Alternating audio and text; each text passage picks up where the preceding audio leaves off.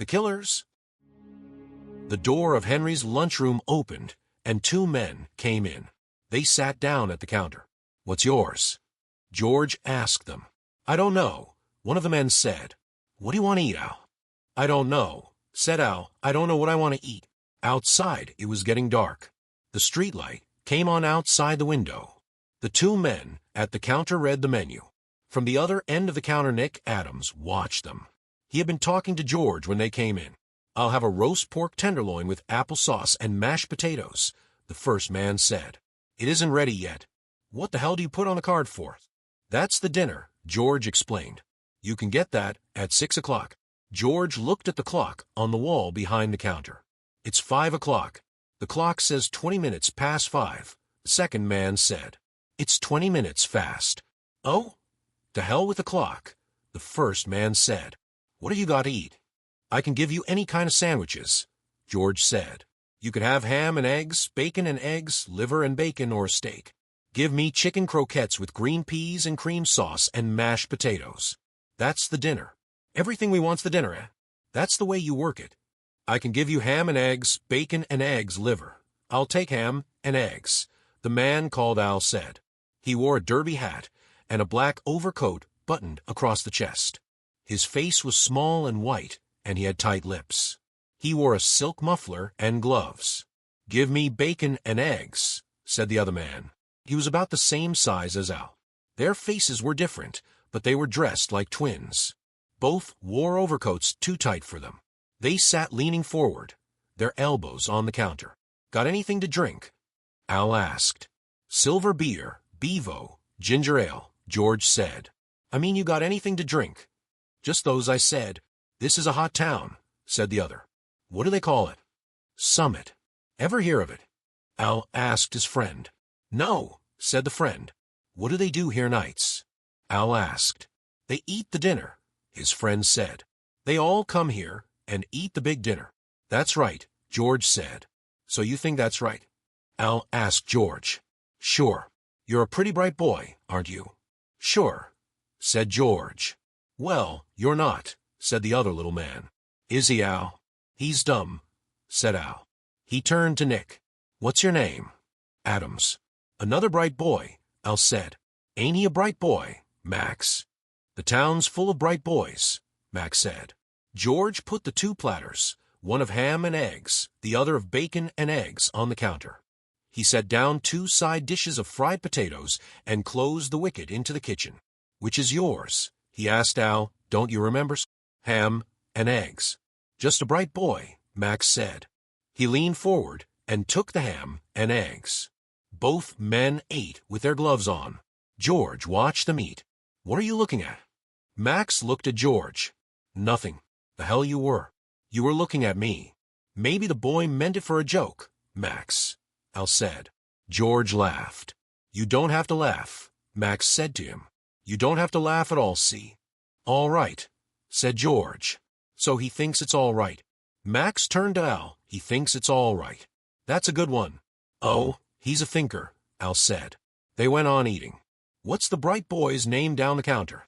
Al asked Max. "Hey, bright boy," Max said to Nick. "You go around on the other side of the counter with your boyfriend. What's the idea?" Nick asked. "There isn't any idea. You better go around, bright boy," Al said. Nick went around behind the counter. "What's the idea?" George asked. "None of your damn business," Al said. "Who's out in the kitchen?" "The nigger." "What do you mean, the nigger?" "The nigger that cooks. Tell him to come in." "What's the idea?" "Tell him to come in." "Where do you think you are?" "We know damn well where we are," the man called Max said. "Do we look silly?" "You talk silly," A1 said to him. "What the hell do you argue with this kid for?" "Listen," he said to George. "Tell the nigger to come out here." "What are you going to do to him?" "Nothing. Use your head, bright boy." "What would we do to a nigger?" George opened the slit that opened back into the kitchen. "Sam," he called, "come in here a minute." The door to the kitchen opened, and the nigger came in. "What was it?" he asked. The two men at the counter took a look at him. "All right, nigger. You stand right there," Al said. Sam, the nigger, standing in his apron, looked at the two men sitting at the counter. "Yes, sir," he said. Al got down from his stool. I'm going back to the kitchen with the nigger and bright boy, he said. Go on back to the kitchen, nigger. You go with him, bright boy. The little man walked after Nick and Sam, the cook, back into the kitchen. The door shut after them. The man called Max sat at the counter opposite George. He didn't look at George, but looked in the mirror that ran along back of the counter. Henry's had been made over from a saloon into a lunch counter. Well, bright boy, Max said, looking into the mirror, why don't you say somethings? What's it all about? Hey, Al, Max called. Bright boy wants to know what it's all about. Why don't you tell him? Al's voice came from the kitchen. What do you think it's all about? I don't know. What do you think? Max looked into the mirror all the time he was talking. I wouldn't say. Hey, Al, bright boy says he wouldn't say what he thinks it's all about. I can hear you all right, Al said from the kitchen. He had propped open the slit that dishes passed through into the kitchen with a catsup bottle. Listen, bright boy, he said from the kitchen to George. Stand a little further along the bar. You move a little to the left, Max. He was like a photographer arranging for a group picture. Talk to me. Bright boy, Max said. What do you think's going to happen? George did not say anything. I'll tell you, Max said. We're going to kill a Swede. Do you know a big Swede named Ole Anderson? Yes. He comes here to eat every night, don't he? Sometimes he comes here. He comes here at 6 o'clock, don't he? If he comes, we know all that, bright boy, Max said. Talk about something else. Ever go to the movies? Once in a while. You ought to go to the movies more. The movies are fine for a bright boy like you. What are you going to kill Ole Anderson for? What did he ever do to you? He never had a chance to do anything to us. He never even seen us. And he's only going to see us once, Al said from the kitchen. What are you going to kill him for then? George asked. We're killing him for a friend. Just to oblige a friend. Bright boy. Shut up, said Al from the kitchen. You talk too goddamn much. Well, I got to keep bright boy amused, don't I? Bright boy. You talk too damn much, Al said. The nigger and my bright boy are amused by themselves. I got them tied up like a couple of girl-friends in the convent. I suppose you were in a convent. You never know. You were in a kosher convent. That's where you were. George looked up at the clock. If anybody comes and you tell them the cook is off, and if they keep after it, you tell them you'll go back and cook yourself. Do you get that, bright boy? All right, George said. What are you going to do with us afterward? That'll depend, Max said. That's one of those things you never know at the time. George looked up at the dock. It was 6:15. The door from the street opened. A streetcar motorman came in. Hello, George, he said. Can I get supper? Sam's gone out, George said. He'll be back in about half an hour. I'd better go up the street, the motorman said. George looked at the clock. It was 20 minutes past 6. That was nice, bright boy, Max said. You're a regular little gentleman. He knew I'd blow his head off, Al said from the kitchen. No, said Max, it ain't that. Bright boy is nice. He's a nice boy. I like him. At 6:55, George said. He's not coming. 2 other people had been in the lunchroom. Once George had gone out to the kitchen and made a ham and egg sandwich to go that a man wanted to take with him. Inside the kitchen he saw Al, his derby hat tipped back, sitting on a stool beside the wicket with the muzzle of a sawed-off shotgun resting on the ledge. Nick and the cook were back to back in the corner, a towel tied in each of their mouths. George had cooked the sandwich, wrapped it up in oiled paper, put it in a bag, brought it in, and the man had paid for it and gone out. Bright boy can do everything, Max said. He can cook and everything. You'd make some girl a nice wife. Bright boy. Yes.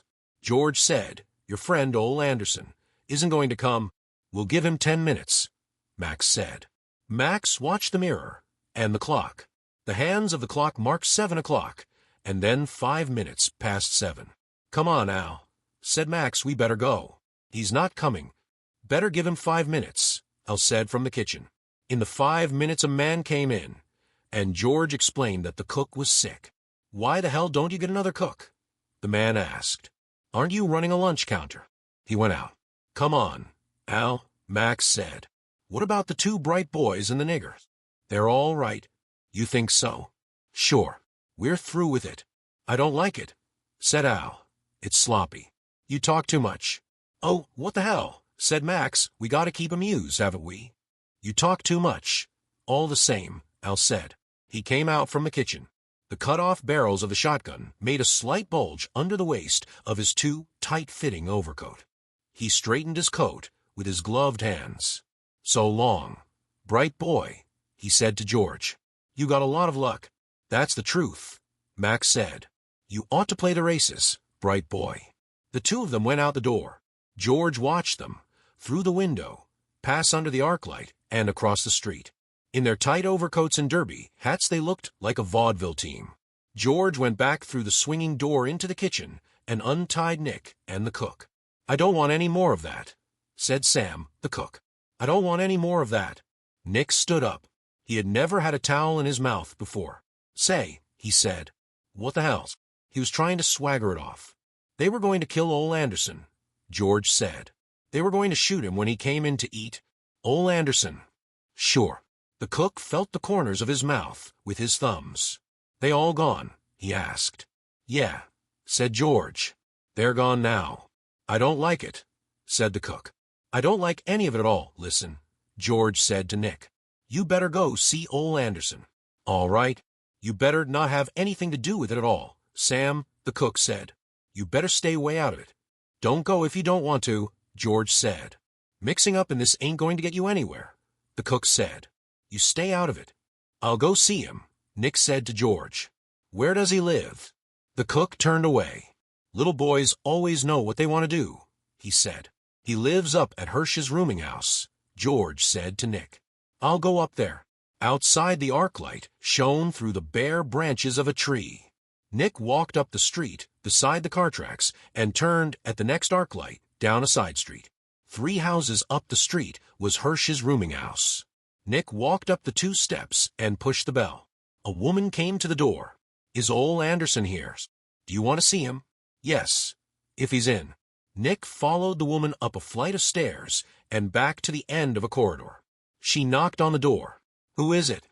It's somebody to see you, Mr. Anderson, the woman said. It's Nick Adams. Come in. Nick opened the door and went into the room. Ole Anderson was lying on the bed with all his clothes on. He had been a heavyweight prizefighter, and he was too long for the bed. He lay with his head on 2 pillows. He did not look at Nick. What was it? He asked. I was up at Henry's, Nick said, and 2 fellows came in and tied up me and the cook, and they said they were going to kill you. It sounded silly when he said it. Ole Anderson said nothing. They put us out in the kitchen, Nick went on. They were going to shoot you when you came in to supper. Ole Anderson looked at the wall and did not say anything. George thought I better come and tell you about it. There isn't anything I can do about it, Ole Anderson said. I'll tell you what they were like. I don't want to know what they were like, Ole Anderson said. He looked at the wall. Thanks for coming to tell me about it. That's all right. Nick looked at the big man lying on the bed. Don't you want me to go and see the police? No, Ole Anderson said. That wouldn't do any good. Isn't there something I could do? No. There ain't anything to do. Maybe it was just a bluff. No, it ain't just a bluff. Ole Anderson rolled over toward the wall. The only thing is, he said, talking toward a wall, I just can't make up my mind to go out. I've been here all day. Couldn't you get out of town? No, Ole Anderson said. I'm through with all that running around. He looked at the wall. There ain't anything to do now. Couldn't you fix it up some way? No, I got him wrong. He talked in the same flat voice. There ain't anything to do. After a while I'll make up my mind to go out.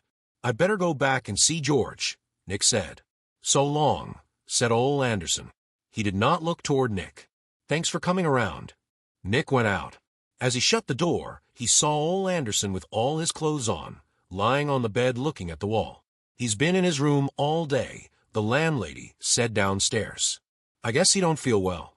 I said to him, Mr. Anderson, you ought to go out and take a walk on a nice fall day like this. But he didn't feel like it. He doesn't want to go out. I'm sorry he don't feel well, the woman said. He's an awfully nice man. He was in the ring. You know, I know it. You'd never know it except from the way his face is, the woman said. They stood talking just inside the street door. He's just as gentle.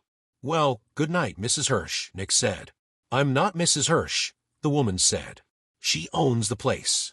I just look after it for her. I'm Mrs. Bell. Well, good night, Mrs. Bell, Nick said. Good night, the woman said. Nick walked up the dark street to the corner under the arc light, and then along the car tracks to Henry's eating house. George was inside, back of the counter. Did you see all? Yes, said Nick. He's in his room, and he won't go out. The cook opened the door from the kitchen when he heard Nick's voice. I don't even listen to it, he said, and shut the door. Did you tell him about it? George asked. Sure.